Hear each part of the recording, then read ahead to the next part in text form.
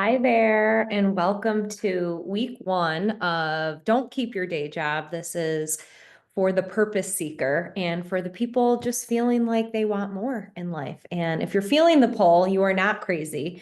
You are probably being called to do something about it. So, week one, I'm honored you're here because this space, it's sacred and it's for the people who know they are meant for more even if he or she can't fully name what it is yet. But if you're waking up with that dread or feeling unfulfilled in a job that should be good enough, or you're constantly wondering if this is all there is, then this week is for you. You are not lazy, you're not ungrateful, you're not crazy, you're just waking up. And when we wake up, we get to ask, is this the life I really want? Like, who am I and why am I feeling this pull? So let's kind of name why you're feeling the pull. A lot of us were sold a dream that maybe doesn't match our soul. So we were told to, go to school, go to college, get a job, get a stable job, right? And then climb the ladder, get promotions, make more money. And then, at 65, 70, you retire and then who knows how long you'll live until we all know what happens. So, because many of us are living in autopilot, we can feel successful on the outside, but really we're craving more on the inside. And if you're here, it's probably because, that model doesn't work for you anymore and it didn't work for me anymore. There was this fire burning in my soul of like, what do I want to do with this one life? Because this doesn't seem to be it. I'm making the money I want. I'm doing the things I want, but there's still something more that I'm craving. So if you are feeling the pull towards, something more, it could be more freedom. It could be, for me, it was finding purpose, like finding something to make an impact in this world. It could be more creativity, and just more you, right? More authenticity. If you feel that pull, this is what I call your soul or your spirit calling you forward. And once you have that sense of inner knowing of really who you are, right? You know what your values are, you know the feelings you want to feel, you know what success looks like to you, then you have this unshakable confidence. You have authenticity and self-worth. Your self-worth is valued. Um, so let's start to talk about pivoting, like the signs that it's time to pivot. So here are a few signs that if you are out of alignment and ready for something new, um, you're not alone, you're not behind. So here are some of the signs. So one would be Sunday scaries. For me, that was a big one. Like I'm dreading Monday and I am always looking forward to Friday, always looking forward to the weekend, trying to plan things on weeknights and weekends so that I could kind of fill my cup and then realizing it was be drained again by Sunday, right? You're depleted again. And then you go to another week and then your Friday and your weekend and then you're drained again. So that's definitely a big sign. The other one could be that you feel like you're living someone else's life.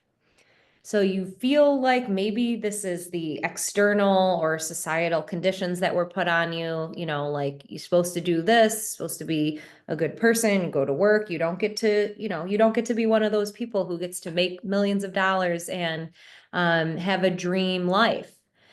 So that's another sign. Another one would be you're constantly drained or resentful or unmotivated. For me, being unmotivated was a big one because I felt like I am a very motivated person, but when I am doing things that don't align with my purpose, it's very unmotivating. It's really hard to work hard when you are not excited about where you're at. Another sign would be you catch yourself kind of fantasizing or dreaming about quitting. Maybe it's quitting your job, maybe it's quitting a relationship, maybe it's moving, maybe it's constantly searching for something more, right? You're trying to fill your life with things that will make you happy versus being the person that will make you happy. So if you catch yourself kind of dreaming about, what would it be like if I could do X? What would it be like? Wouldn't it be cool if? That's another sign that you're out of alignment and ready for something new. And one of the other signs is the thought of doing what you're doing now in 5 years makes your body feel heavy, like almost like this sinking feeling. So if you've ever hit one of those, feelings you're not alone, you're not behind, you're just really starting to wake up to what you really want.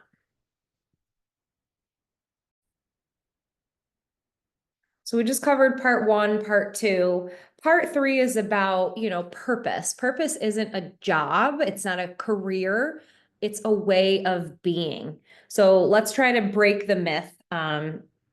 About that, right? Because purpose is not like, okay, it's a single job title, or it's my purpose is this one business idea, or my purpose is this perfect 5-year plan. No, no, no. It's a way of being.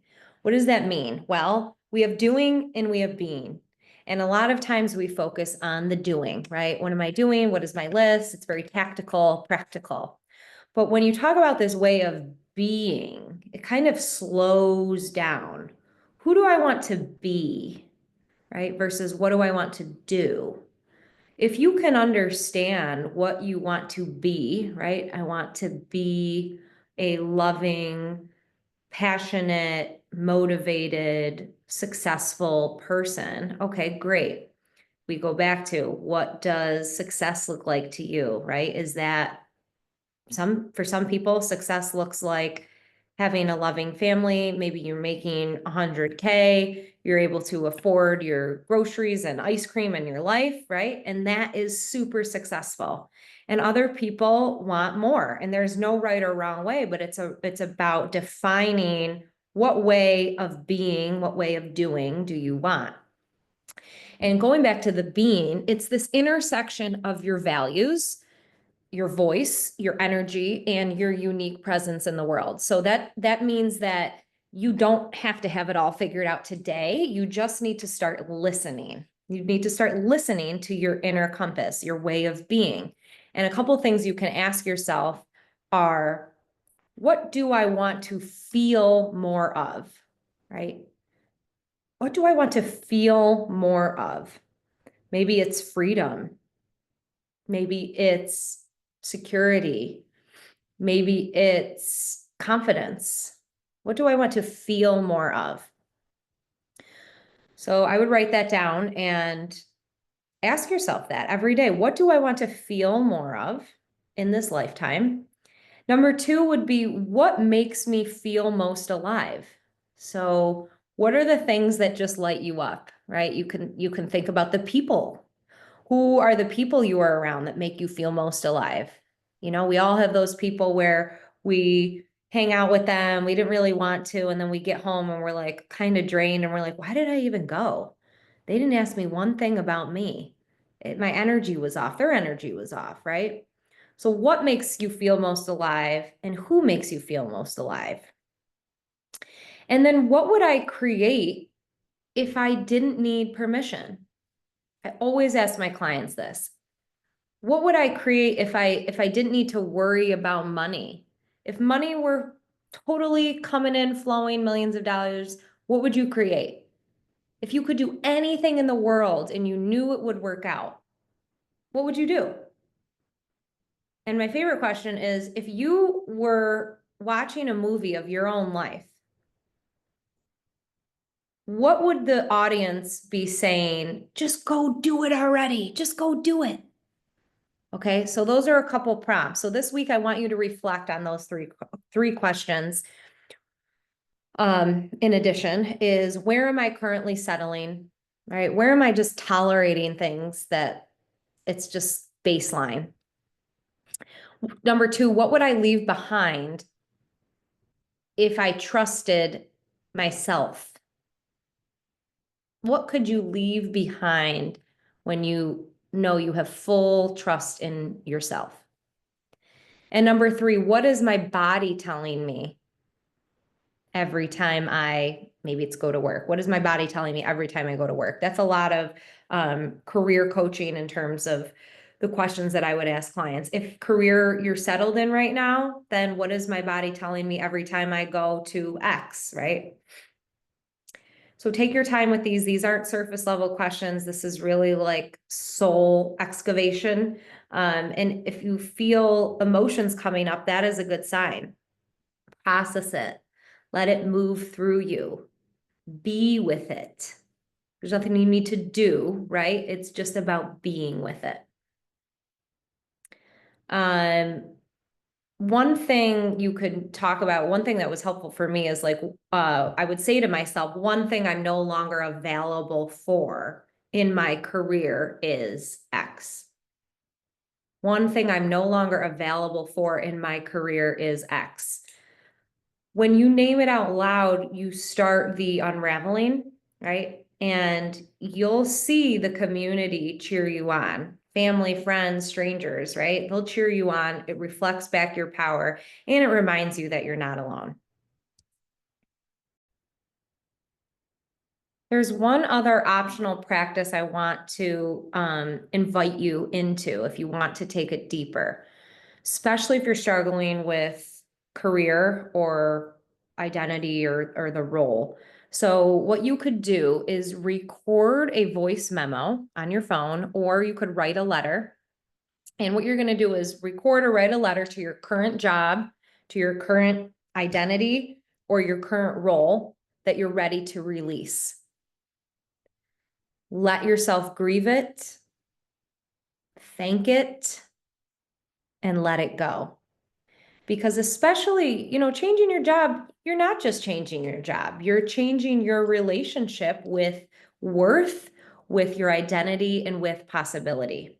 So that's a big tool. Record a voice memo or write a letter to your current job, identity, or role that you're ready to release, and make sure you grieve it, right? Thank you for all of this amazing. For me, I had to grieve leaving my corporate job. It was like, thank you so much for giving me so many years of knowledge, of purpose, of friendships, of learnings, of uncomfort, right?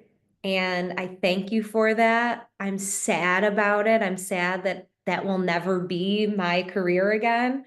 But wow, I am so excited to jump into this new chapter of possibility and create from a space of possibility versus this place of kind of scarcity and fear and restriction. I was like held there versus being like, I don't know what's going to happen. And I don't know what's going to bloom here. And it's very unknown. And I'm usually a very, need to know person. But in that point in my life, I was ready to live in possibility versus predictability. So I will leave you with this. You don't have to know exactly where you're going. You just have to stop pretending that this is enough, right? If you are feeling these things, your first step is to say, you know what? This isn't enough for me. And I'm not going to tolerate it anymore because your self-worth is not tied to your job title. You get to want more for yourself. You get to leave. You get to create something new. And no one has your personal stories, your experiences, your identity. No one has your fingerprints. So I always say the world doesn't need you to be more perfect. It needs you to be more you. So this is the beginning. I will see you soon where we give you full permission to dream again. All right, let's go.